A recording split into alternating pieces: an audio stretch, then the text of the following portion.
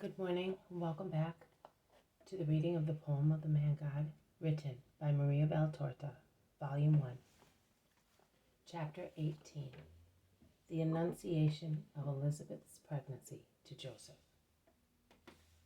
25th March, 1944. The little house of Nazareth appears to me with Mary in it.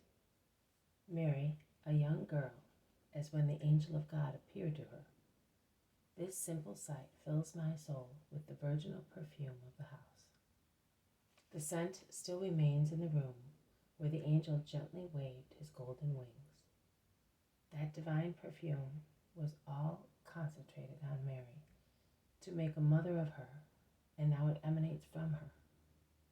It is evening, because shadows begin to invade the room into which so much heavenly light has descended. Mary is kneeling near her little bed and is praying with her arms crossed over her breast and her face bowed down very low.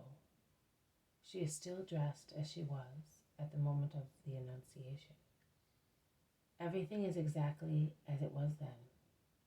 The flowery branch is in its vase, the furniture in the same position.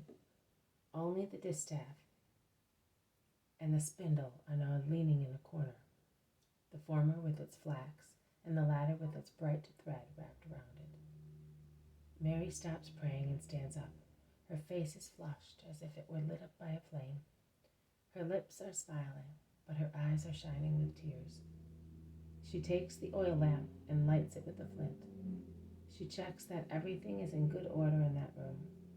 She straightens up the blanket on the bed as it had been displaced.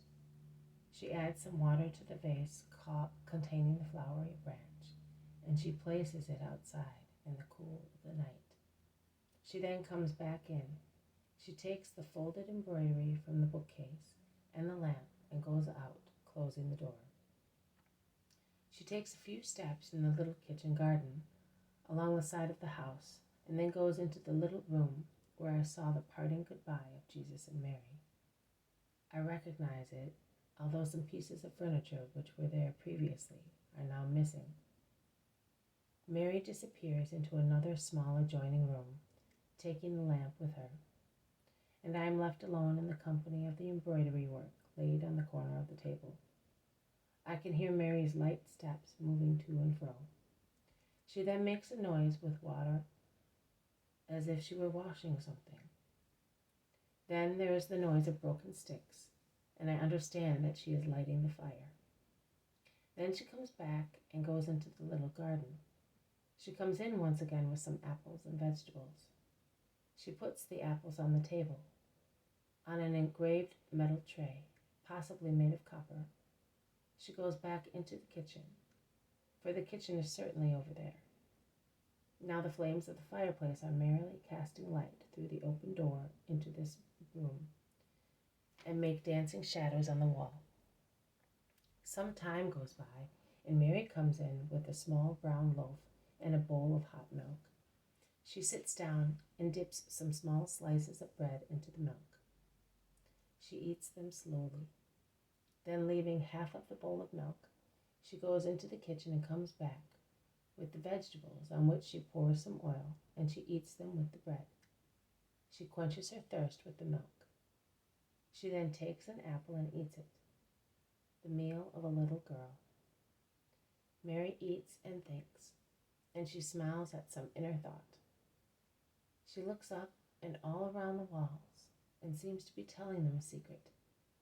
Now and again she becomes serious, almost sad, but soon her smile is back on her lips again. There is a knocking on the door. At the door, Mary gets up and opens it. Joseph comes in. They greet each other. Then Joseph sits on a stool in front of Mary, on the opposite side of the table. Joseph is a handsome man in the prime of his life. He must be 35 years old at most. His face is framed by his dark brown hair and a beard of the same color, and his eyes are very sweet and very dark, almost black.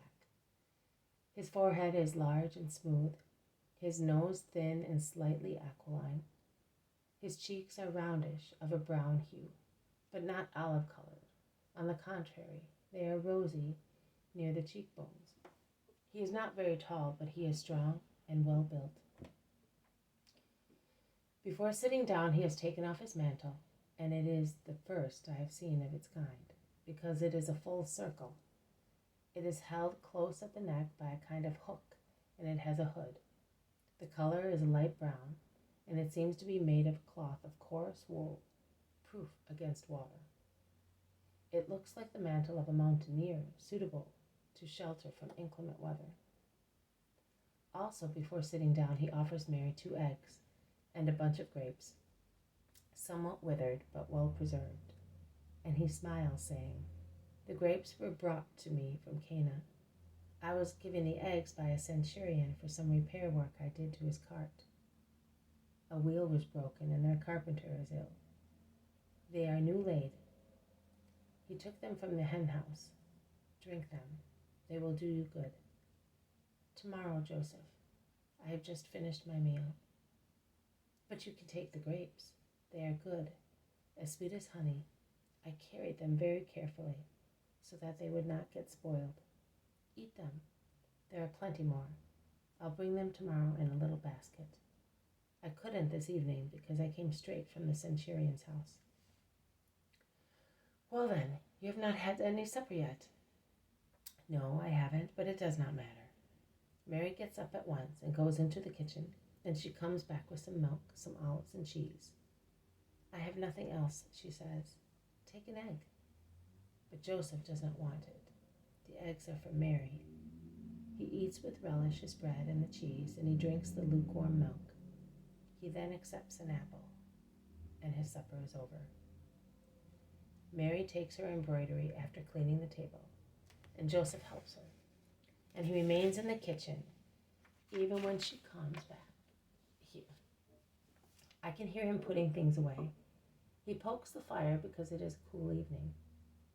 When he comes in, Mary thanks him. They speak to each other. Joseph tells her how he spent the day. He talks of his little nephews, and he takes an interest in Mary's work and in her flowers.